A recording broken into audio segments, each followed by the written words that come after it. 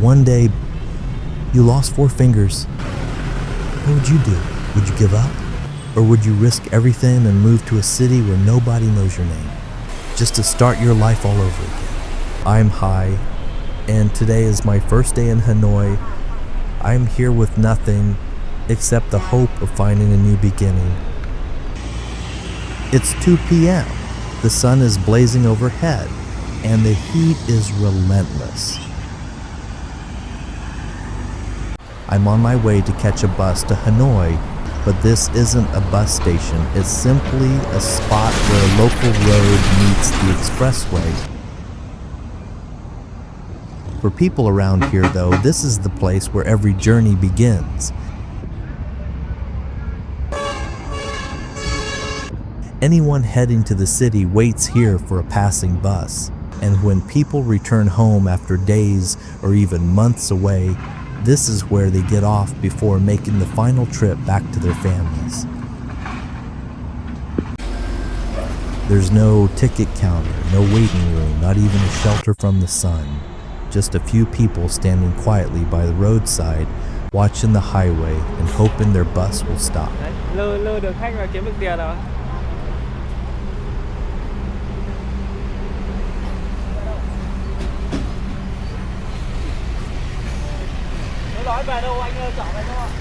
Every day, this ordinary roadside corner witnesses countless goodbyes and joyful reunions. For many people, it's more than just a pickup point. It's where dreams begin and where the journey home finally ends. Đi xe máy luôn hả anh? Xe máy à? Không, có xe chưa, tôi gọi xe cho. À, mình có xe chưa? Em đi về Hà Nội cơ. Hà Nội á? Anh về đâu anh? Many visitors might be surprised to see a group of middle-aged men with suntanned skin,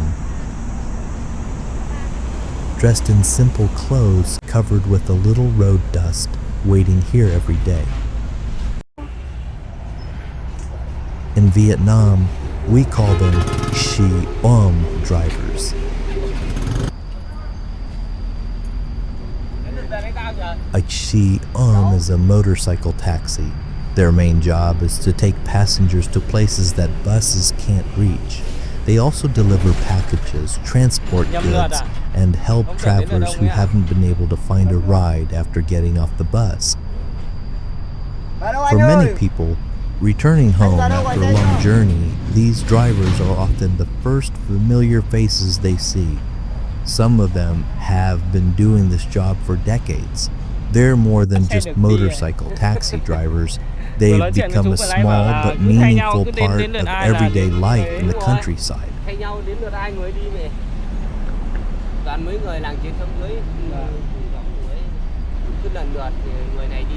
While waiting for my bus, I heard an interesting story from the motorcycle taxi drivers. There are only a handful of them working in this area. What surprised me most was that they never compete or fight over passengers. Instead, they follow a simple rule that everyone has respected for years. Passengers are picked up in turn. Whoever's turn it is gets the next customer. Only after that driver has left with the passenger does the next person move up in line. There's no supervisor watching over them, no written contract, just mutual trust and respect. Everyone follows the same rule to make sure the work is shared fairly. I was genuinely impressed. Even though they're older men doing an ordinary job, they treat each other with honesty and respect, proving that fairness doesn't always need rules on paper. It can simply come from people's character.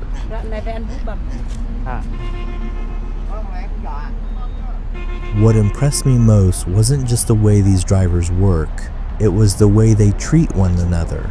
Most of them were complete strangers when they first met. They didn't grow up together, and they weren't lifelong friends. But after spending their days here, they've built a bond that feels like family. Whenever someone needs a hand, the others are quick to help. Whether it's giving directions to a traveler carrying heavy luggage or simply checking in on one another, kindness comes Naturally, no one keeps score. No one expects anything in return. To me, this reflects something deeply rooted in Vietnamese culture. We value kindness, unity, and helping one another through life's challenges. These aren't just words, they're values that have been passed down through generations and can still be found in the simplest moments of everyday life.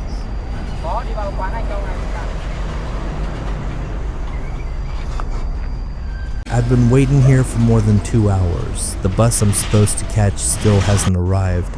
Everyone who was waiting with me has already boarded their buses and left. Now I'm the only one standing by the roadside. To be honest, I'm starting to feel a little worried. Maybe I'm waiting in the wrong place, or maybe the bus isn't coming today. Standing here at the afternoon heat, all I can do is keep looking down the highway, hoping the next bus will finally be mine.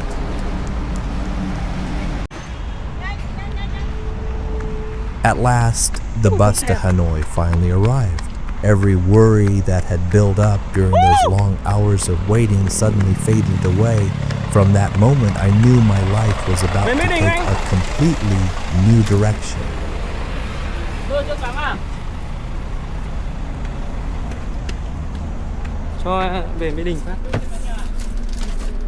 This was my very first time traveling on a Vietnamese sleeper bus. In the past, I had only taken regular buses with standard seats, so everything about this experience felt completely new to me. As soon as you board, the staff gives each passenger a small plastic bag to store their shoes or sandals before climbing onto the sleeping berth. It's a simple rule, but it helps keep the inside of the bus clean and comfortable for everyone. Each berth comes with its own blanket and pillow. The space isn't large, but it's more than enough to relax and get some rest, especially on a long journey. What surprised me the most, though, was the price. For just about $4 I was able to travel nearly 100 kilometers on a clean and comfortable sleeper bus, complete with a bed, a blanket, and a pillow. In my opinion, it's one of the most affordable and convenient ways to travel around Vietnam. For the price, the experience exceeded all of my expectations.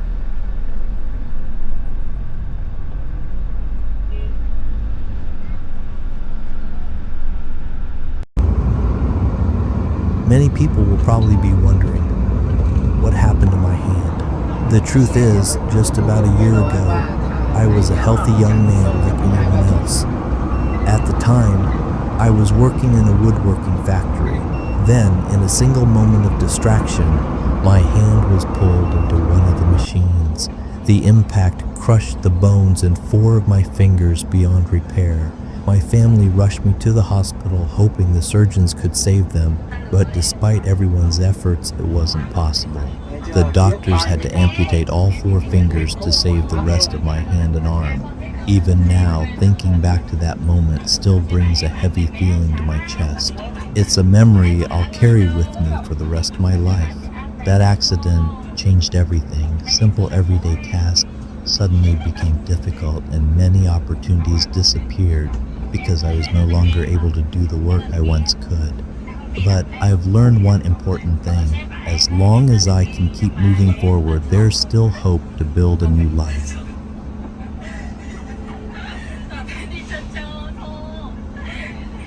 The expressway was finally coming to an end. As the bus entered Hanoi, the scenery outside began to change. Traffic became heavier, with a constant stream of cars and motorbikes filling the roads, a clear sign that we were getting closer to the city center. Up ahead was Thang Long Bridge, one of Hanoi's most iconic bridges. For decades, it has served as a major gateway, connecting Vietnam's northwestern region with the capital.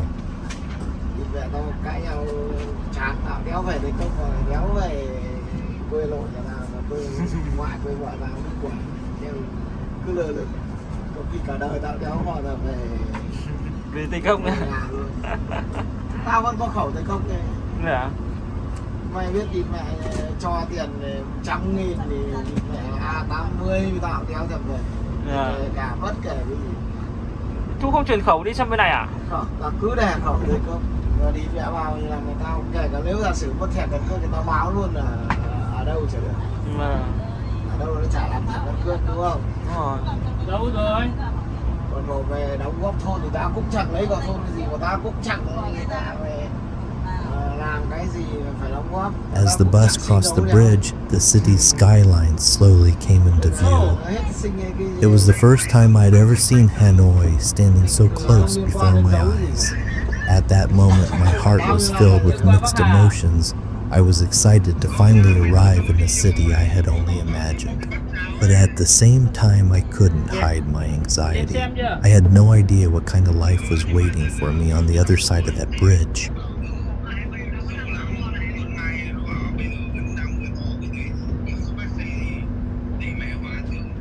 Lấy limousine mà làm tăng bo.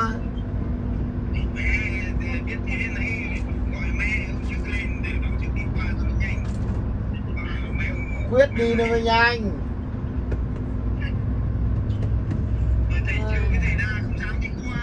As the skyscraper slowly came into view, I felt an invisible weight settle on my shoulders. It was the first time I'd ever seen a city this big.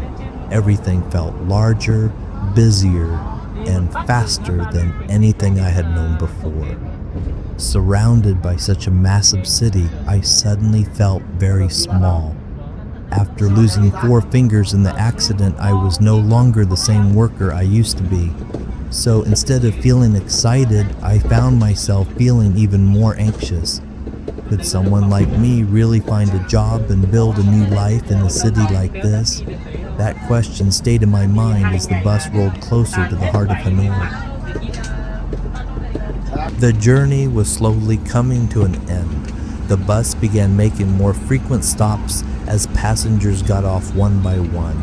Each person stepped off with a different destination and a different story. Some had come to Hanoi to explore the city. Some were returning after visiting their hometown. Others were simply on their way to another day of work. Everyone carried their own thoughts and emotions, but there was one thing they all seemed to have in common. Almost everyone was in a hurry. I realized that this was the rhythm of life in a big city. No one seemed to stand still for very long, because somewhere ahead, something was already waiting for them.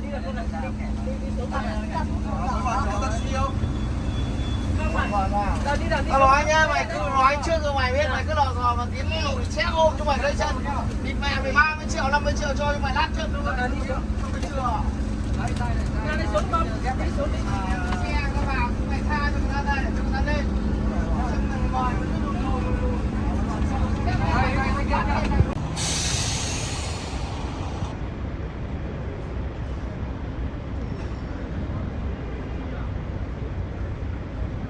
My final destination was Mai Dinh bus station. It is one of the largest and busiest bus terminals in northern Vietnam.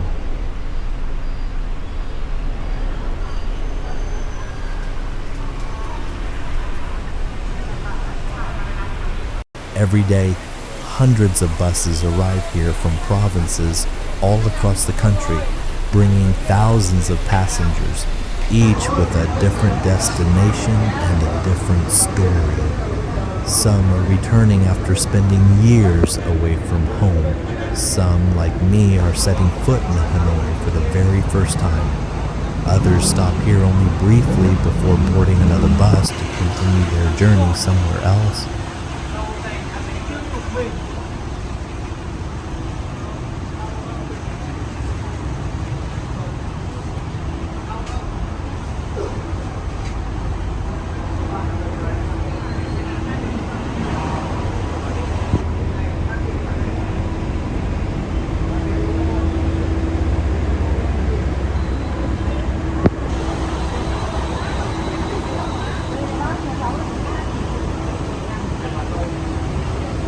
Về đâu anh trai?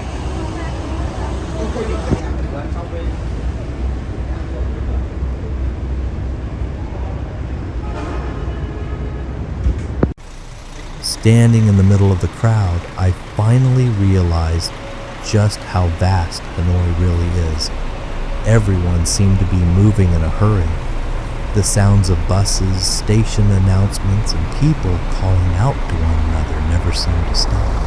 Everything kept moving non-stop, as if the city never slept. After standing there for a while, I realized that this bus station was like a small reflection of society itself.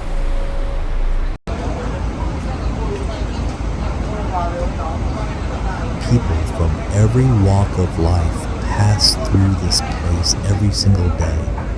Some were neatly dressed, pulling clean suitcases behind them.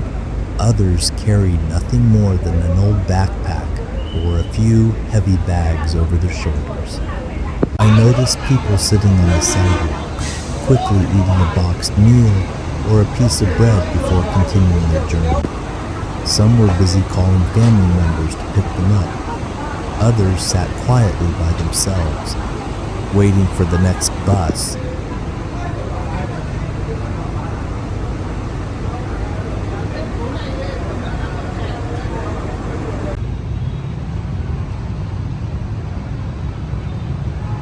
Even inside the station, the waiting areas looked very different. Some were clean, modern, and comfortable. Others were much simpler, with only a few plastic chairs where tired travelers rested after long hours on the road. In this one place, I could see people from so many different backgrounds crossing paths. Although everyone had a different job, a different life, and a different destination, for a brief moment they all shared the same space, either beginning a new journey or bringing one to an end.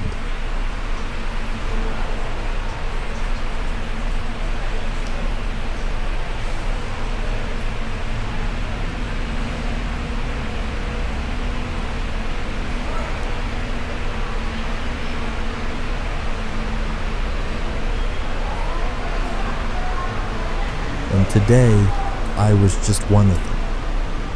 Carrying nothing more than a small backpack, I stepped off the bus filled with uncertainty, but also with the hope that Hanoi might give me a chance to start my life over.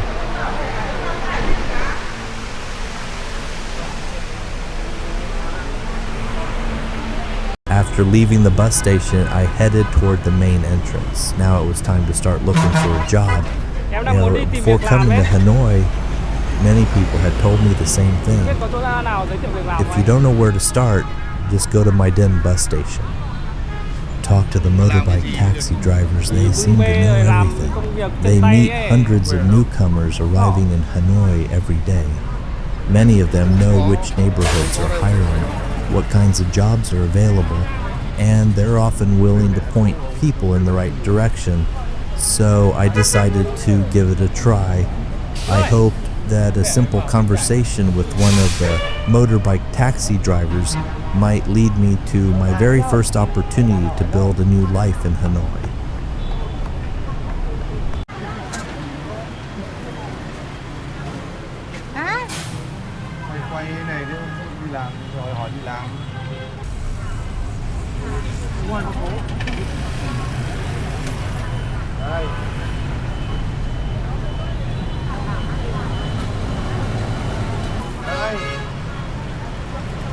Gọi đi làm gì, gọi làm gì đi làm gì, cho anh em đi làm này hả?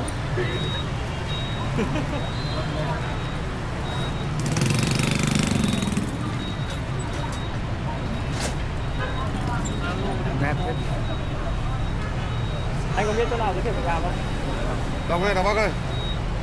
Có Zalo này, đây có Zalo gì? Có gọi mẹ. Gọi Zalo ấy, bảo ra đây cái này này.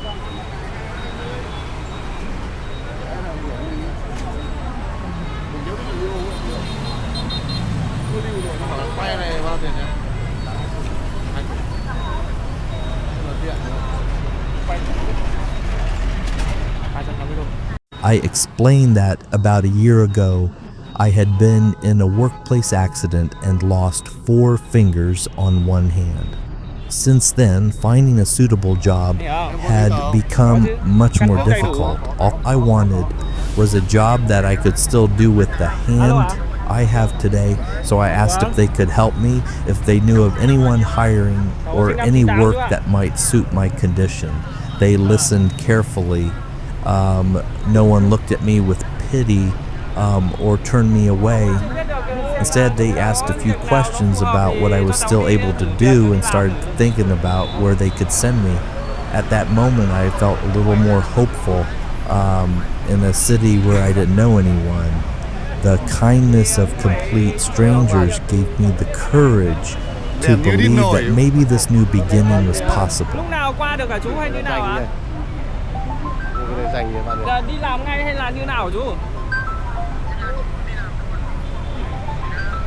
Nhưng mà cháu có cháu có một cái là cháu hơi khiếm khuyết tí là cháu cụt mất mình ngón tay. Vâng, thế thì cháu mới bảo là xem có cái việc nào phù hợp thì cháu mới làm được. Được gọi cho nó xem. Đúng rồi, câu bồ lúc sau nó được. Cháu cũng vừa mới xuống đây thì cũng chưa biết đâu ở đâu ấy. Nó đón được ở đấy thì ra đấy được. Vâng. Thế để cháu bảo cho anh chở vào. Yeah. Maybe luck had finally found me. After hearing my story, the motorbike taxi driver started making a few phone calls on my behalf. Not long afterwards, someone agreed to meet with me to discuss a possible job opportunity. It wasn't a job offer. It was simply a chance to meet and see whether I might be a good fit. But at that moment, even being given an opportunity to sit down and talk meant everything to me. One of the drivers smiled and said, "Hop on, I'll take you there." As I sat on the back of his motorbike, I felt both nervous and hopeful. I had no idea what would happen at the meeting.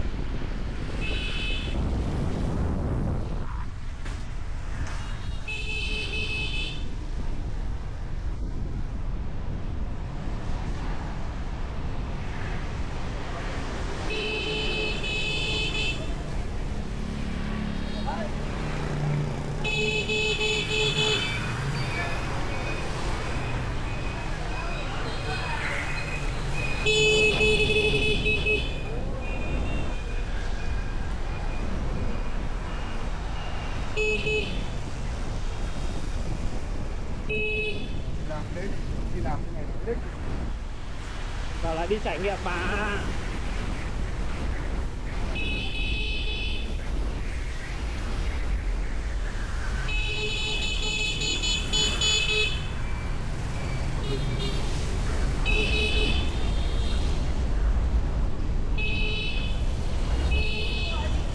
Không cần lấy lương được mà, chỉ cho cần đi làm thôi mà.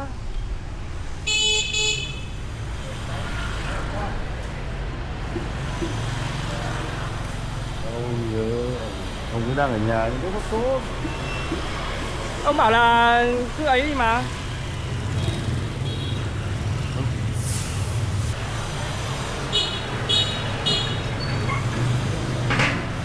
Cứ khó quá thôi anh ạ. Kiểu tối nay hôm nay kiểu muộn đấy.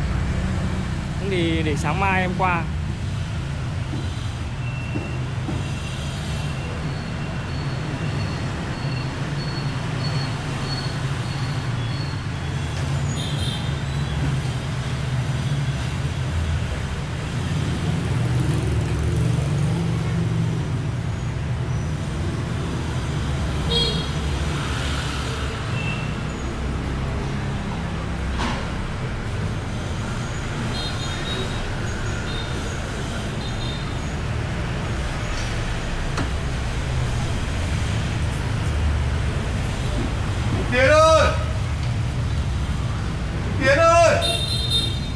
The motorbike taxi driver took me to the meeting point. We waited there for quite a while. Time kept passing, but the person I was supposed to meet never showed up. A bad feeling slowly started to grow inside me.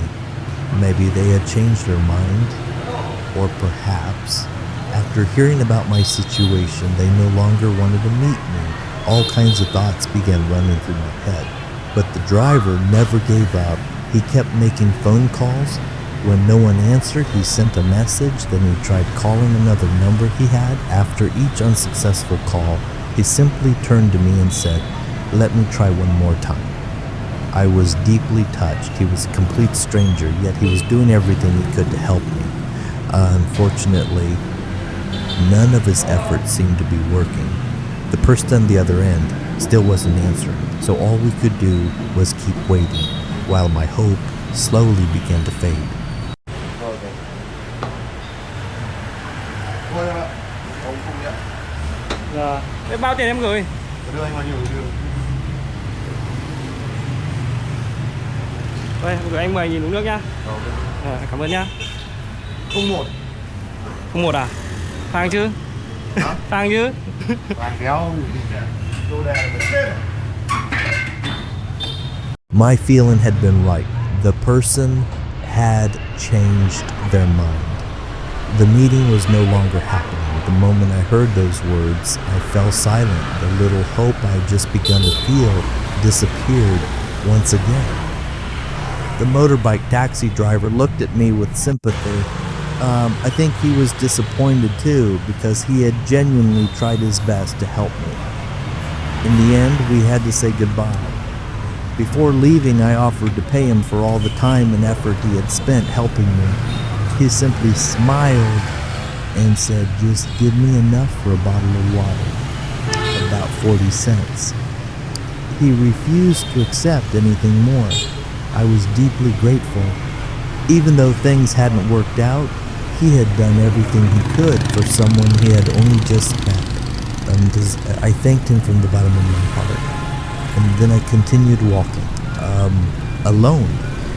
This time, I had no idea where I was going. I just kept moving forward, no map, no plan. I didn't even know where my next stop would be. In a city as enormous as Hanoi, I could only hope there was a place somewhere that belonged to me.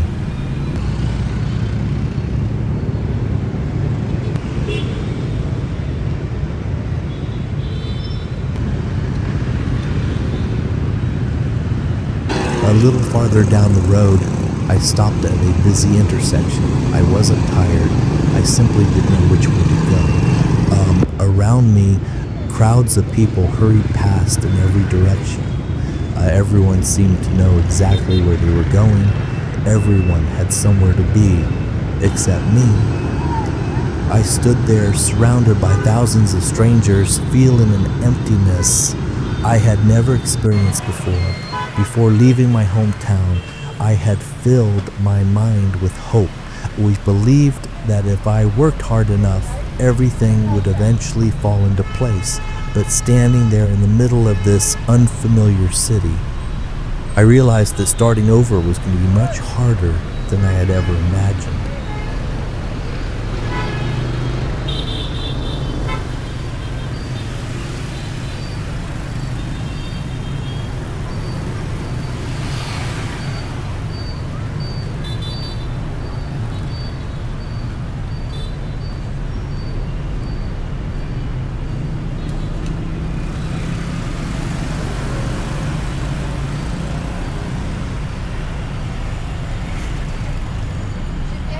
Ahead of me, I noticed a small open area on slightly higher ground. At least I could sit there for a while, rest, and think about what to do next. Nothing today had gone the way I had imagined.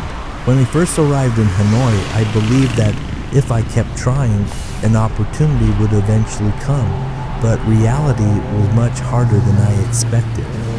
I slowly walked up to the open space. I placed my backpack beside me and quietly watched the endless stream of traffic below. The city carried on as if it were just another ordinary day. No one knew that someone sitting there had just lost his very first chance. At that moment, I wasn't thinking about giving up. I simply didn't know where to begin again. My mind was filled with questions. Where would I sleep tonight? How would I continue looking for work tomorrow? What if every opportunity ended the same way?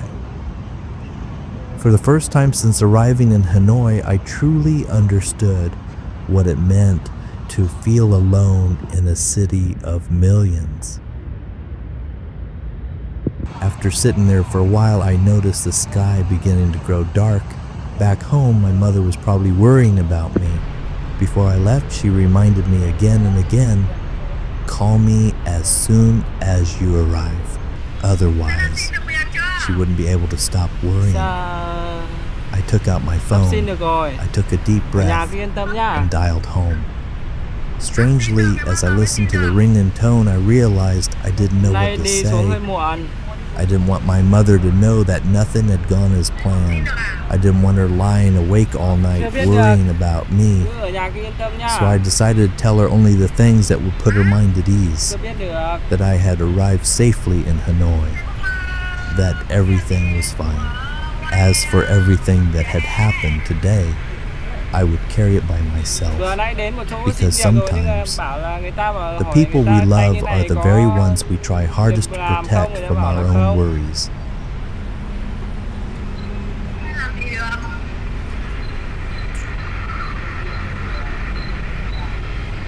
Rồi thế nha.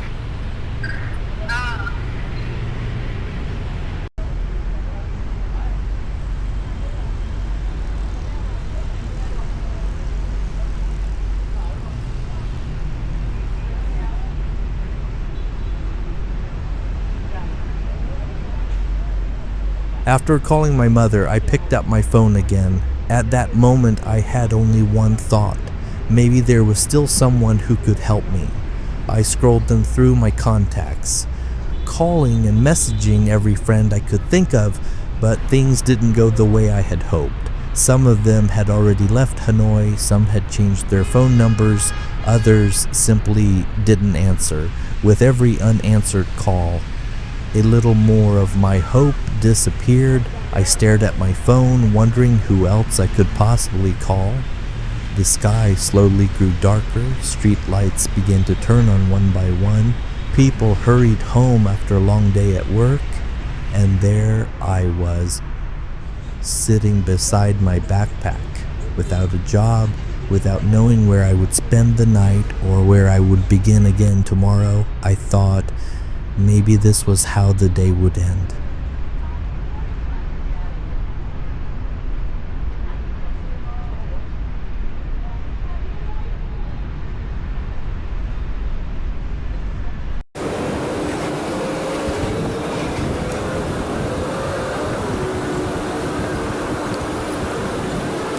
But just as I was about to lose hope, something completely unexpected happened.